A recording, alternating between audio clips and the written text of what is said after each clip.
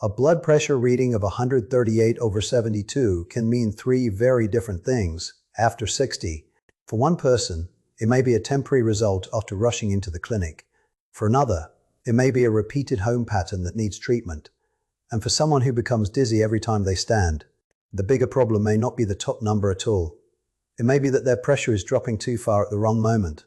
That is why asking, "What should my blood pressure be at 70?" sounds simple, but the honest answer requires four separate numbers. There is the number considered normal. There is the number used to classify hypertension. There is the treatment goal many doctors aim for. And there is the emergency level where waiting can become dangerous.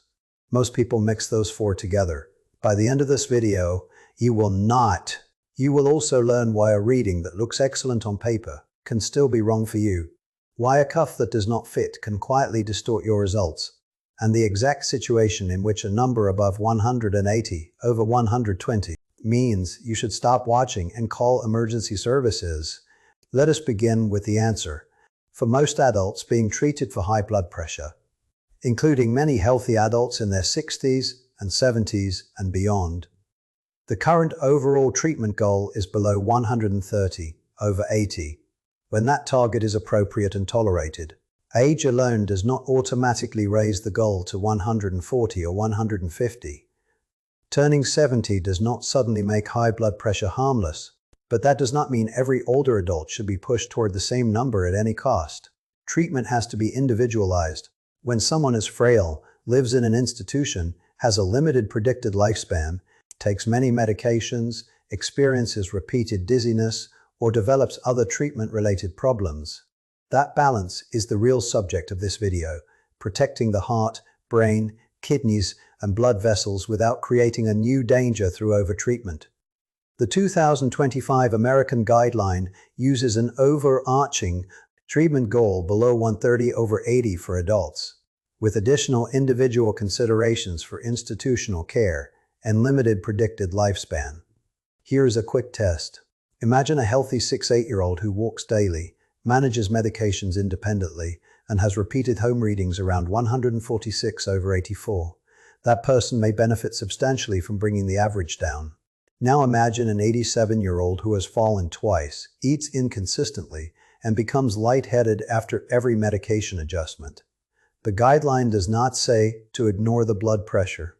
It says the care team must weigh benefits, symptoms, life expectancy, and treatment burden more carefully.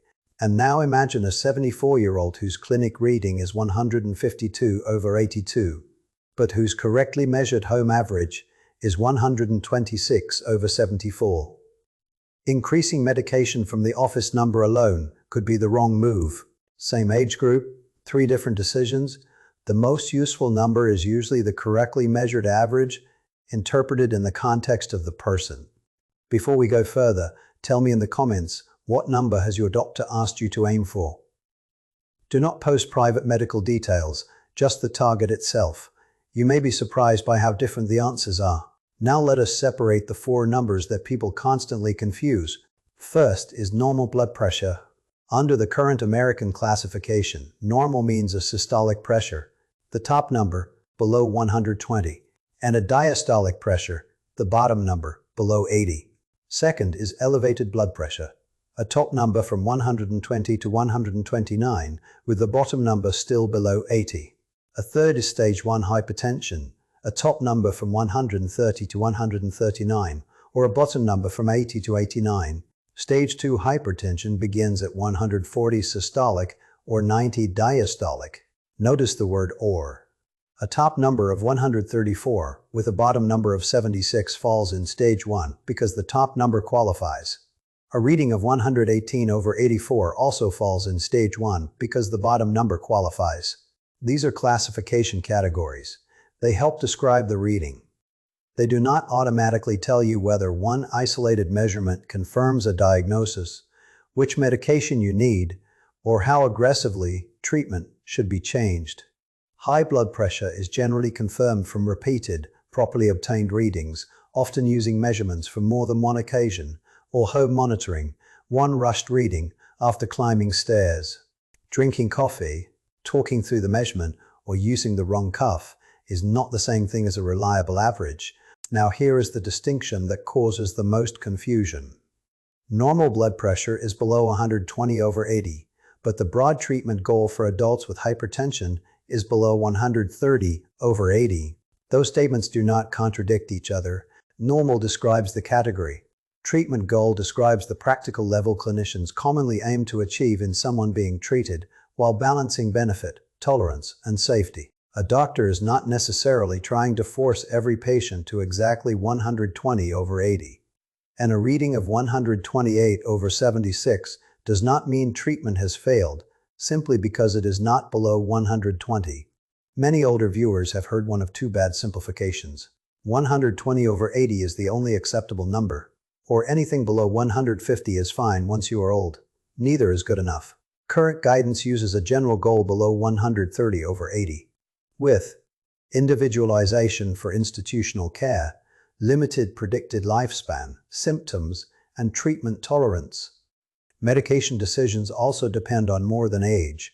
For adults whose average is 140/90 or higher, medication is generally recommended along with lifestyle changes. At 130/80 or higher, medication is recommended for selected people who already have cardiovascular disease, a previous stroke, diabetes, chronic kidney disease, or a sufficiently high predicted 10-year cardiovascular risk. For lower-risk adults at or above 130/80, lifestyle changes may be tried first, but if the average remains elevated after roughly 3 to 6 months, medication may still be recommended. So the real question is not, am I over 65? It is, what is my average? What is my cardiovascular risk? What other conditions do I have? And can I reach the goal safely? That is a much more intelligent question, and it is the question the current care is trying to answer. Now let us address the part of the original blood pressure story that is true. Aging changes the arteries. With age, large arteries commonly become stiffer and less elastic. They do not cushion each heartbeat as effectively as they once did. As a result, the systolic pressure often rises more than the diastolic pressure. That is why isolated systolic hypertension becomes common in older adults. The top number is high while the bottom number remains normal or lower. A reading such as 158/72 is not necessarily a broken machine. It may reflect arterial stiffness. But here is the important correction. Common does not mean harmless. A high systolic pressure still stresses the heart and blood vessels. Common does not mean harmless. The gap between the numbers is called pulse pressure. A reading of 160/70 has a pulse pressure of 90. A wide pulse pressure can reflect arterial stiffness, but it should be interpreted from a repeated pattern, not self-diagnosed from one reading. Trials in adults age 60 and older with isolated systolic hypertension have shown meaningful reductions in stroke when elevated systolic pressure is treated. Now we need to talk about the bottom number, because this is where simplistic advice becomes dangerous. A low diastolic number is not automatically an emergency. Some people naturally run lower without symptoms.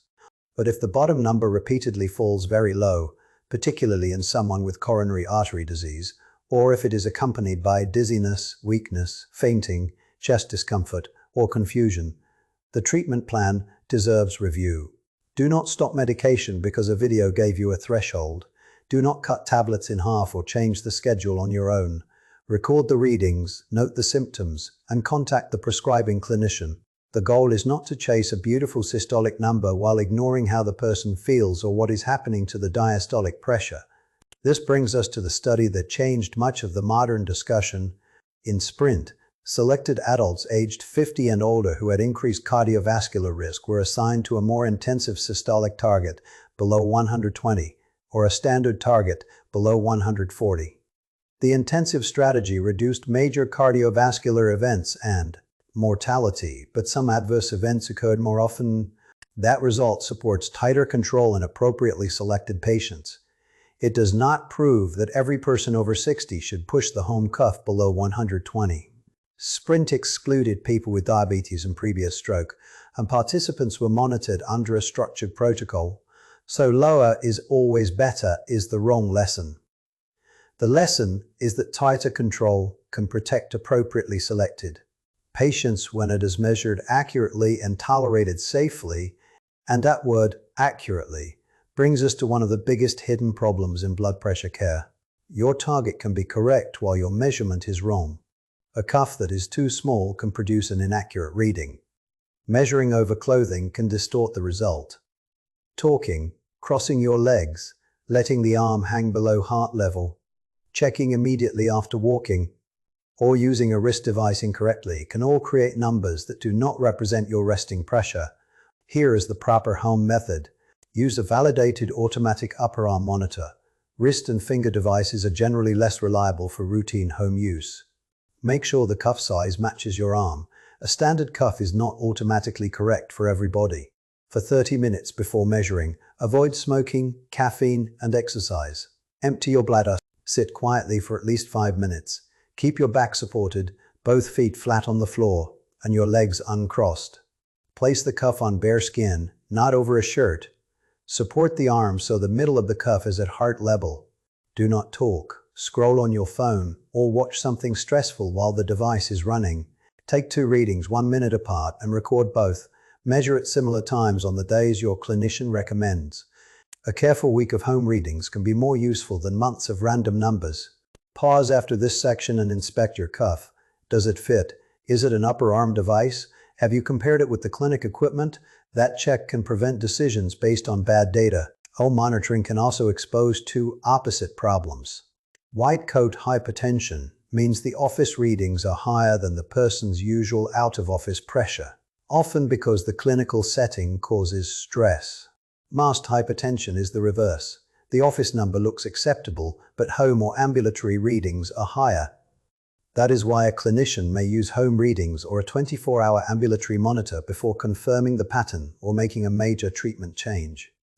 But home monitoring is not a license to become obsessed with every fluctuation. Blood pressure changes throughout the day. Stress, pain, poor sleep, a full bladder, illness, temperature, activity, and medication timing can influence a reading. The useful unit is the trend, not the most frightening number you can find in the log. Now let us talk about a reading that can look good while the person feels terrible. Suppose your pressure is 122/68 while sitting.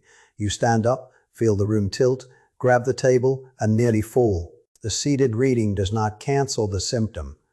Orthostatic hypotension is generally defined as a sustained drop of at least 20 millimeters of mercury in systolic pressure or 10 in diastolic pressure within 3 minutes of standing. It can be related to dehydration, illness, autonomic nervous system problems, or medications. Older adults may be more vulnerable, especially after a medication change. The warning signs can include lightheadedness, blurry vision, weakness, unsteadiness, or fainting after standing. If this happens repeatedly, report it. A clinician may review seated and standing blood pressure, hydration, kidney function, heart rhythm, and the complete medication list. And I mean the complete list. Other drugs, including nitrates, some antidepressants, Parkinson and prostate medicines, and sedatives, may also contribute. The answer is not automatically to abandon hypertension treatment. It may be a medication review, dose adjustment, slower position changes, or treatment of dehydration or another cause. Never assume dizziness is just age, but also never assume every dizzy spell is caused by low blood pressure. Inner ear disorders, abnormal heart rhythms, anemia, infection, low blood sugar, stroke, and other problems can produce similar symptoms. New severe dizziness, fainting, chest pain, weakness on one side, trouble speaking, or other neurological symptoms requires urgent evaluation. This is the point in the video where I want you to do something useful.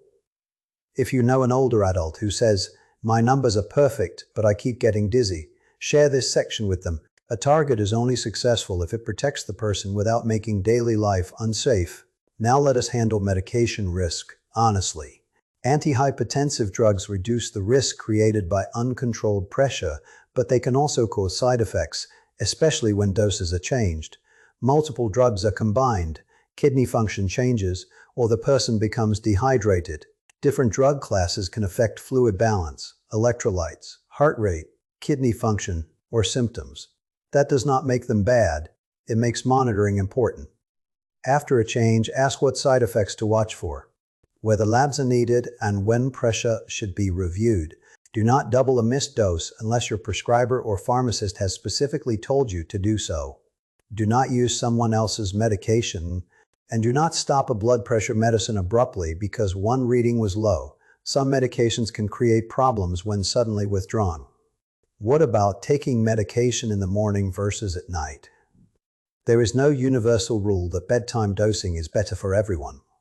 Large randomized trials have not shown that moving blood pressure medication to the evening reduces cardiovascular events for the overall population. The best timing depends on the medication, side effects, adherence, nighttime urination, dizziness, and the person's blood pressure pattern. The practical rule is simple. Take the medication consistently at the time agreed upon with your clinician or pharmacist, and discuss timing if you feel faint in the morning, wake repeatedly to urinate, or have other problems. Now we reach the number no one should misunderstand. Above 180/120. If your blood pressure is higher than 180 systolic and/or higher than 120 diastolic, wait at least 1 minute and measure again correctly. If the second reading is still that high, look for new or concerning symptoms: chest pain, shortness of breath, back pain, numbness, weakness, a change in vision, difficulty speaking. If a reading above 180/120 comes with those symptoms, call emergency services immediately. Do not wait for it to fall on its own. Do not drive yourself if emergency transport is available. If the repeat reading remains above 180/120, but you have no symptoms, contact a healthcare professional as soon as possible for instructions. It may require timely medication evaluation, but it is not managed the same way as a hypertensive emergency with evidence of acute organ damage. And here is what not to do. Do not panic. Swallow extra tablets unless a clinician has already given you a specific written plan. Dropping blood pressure too rapidly can create its own harm. This emergency section is worth saving and sharing because people often make one of two mistakes. They either ignore a dangerous symptomatic reading or they panic over one high number without repeating it correctly. Remember the sequence. Repeat the measurement, check symptoms, then act according to the result. We have now separated the key categories. But there is one more question. Why treat high blood pressure if it often causes no symptoms? Because silence is part of the danger. High blood pressure can damage blood vessels over years without creating a reliable warning headache or a sensation you can feel. It is associated with stroke, coronary artery disease, heart failure, atrial fibrillation, chronic kidney disease, cognitive decline, and dementia. That is why I Feel Fine cannot confirm that the pressure is fine. The cuff, measured correctly, detects what symptoms often do not. Treatment is not limited to medication. Current guidance recommends a heart-healthy pattern such as DASH, lower sodium, appropriate activity, weight management when needed, stress management, and reducing or eliminating alcohol. But these recommendations still require judgment. Increasing potassium through food can help some people, but people with kidney disease or those taking medications that raise potassium should ask their clinician before deliberately increasing it or using potassium-based salt substitutes. Exercise should match balance, mobility, heart condition, and full risk. Reducing sodium also means looking beyond the salt shaker to packaged foods, restaurant meals, sauces, processed meats, breads, and canned products. Alcohol can raise pressure and interact with medicines. Sleep matters too. Loud snoring, witness pauses in breathing, morning headaches, and daytime sleepiness can suggest sleep apnea, which is associated with difficult-to-control hypertension. Lifestyle changes are not punishment for needing medication, and medication is not proof that lifestyle failed. For many people, the strongest plan uses both. Here is another useful question for the comments. Which part is hardest for you? Measuring correctly, reducing sodium, remembering medication, or understanding the numbers? Your answer can help shape the next video. Now let us build the 5-minute conversation you should have at your next appointment. Question 1. What is my personal home blood pressure target? Do not ask only whether your pressure is good. Ask for an actual range and whether the office target differs from the home target. Question 2. Are my home readings accurate enough to guide treatment? Bring the monitor, bring the log, ask whether the cuff fits, and whether your technique is correct. Question 3. Do my symptoms suggest orthostatic hypotension?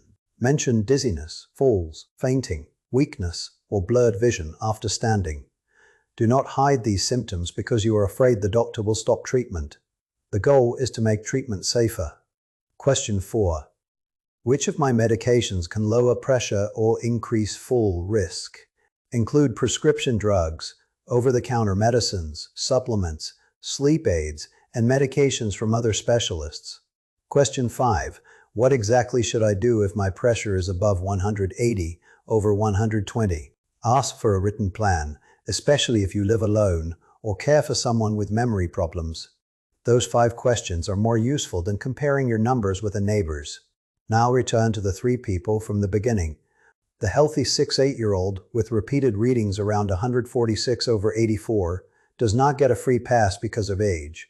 That average falls in stage 2 hypertension, and the person should discuss treatment with a clinician. The 8-7-year-old with falls and dizziness still needs protection from uncontrolled hypertension, but the treatment plan must account for symptoms, medication burden, frailty, and personal goals. And the 7-4-year-old with a high clinic reading but a normal home average needs the pattern confirmed before someone assumes the office number. Tells the whole story. That is personalized care.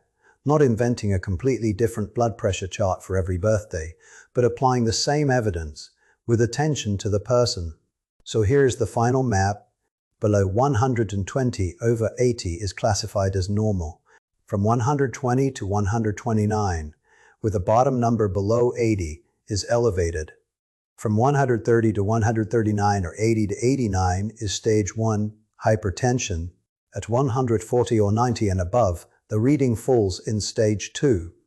For most adults being treated for hypertension, the overarching goal is below 130 over 80, with individual considerations when frailty, institutional care, limited predicted lifespan, symptoms or treatment intolerance change the balance.